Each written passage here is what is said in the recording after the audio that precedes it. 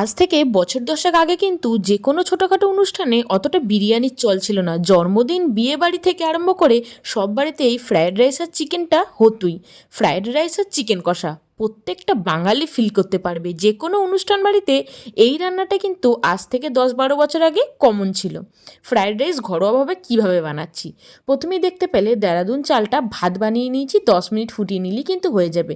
তারপর কিছু সবজি ভেজে নিয়েছি, তারপর ভাতের ফ্যান ঝরিয়ে ঝরঝরে করে চিনি, নুন, অল্প একটু সবজি ভাজা, ঘি সব কিছু দিয়ে মিশিয়ে নিলেই ফ্রায়েড রাইস একদম রেডি। তারপর বানাচ্ছি বাঙালির প্রিয় ঝালঝাল চিকেন কষা।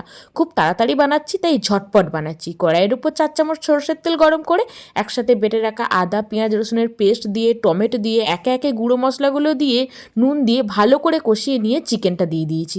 চিকেন দিয়ে কিছুক্ষণ নাড়াচাড়া করে কষিয়ে চিকেন থেকে জল বেরিয়ে গেলে, চিকেন সেদ্ধ হয়ে গেলে রোস্টেড মেথি পাউডার দিয়ে নামিয়ে নিলেই চিকেন কষা রেডি।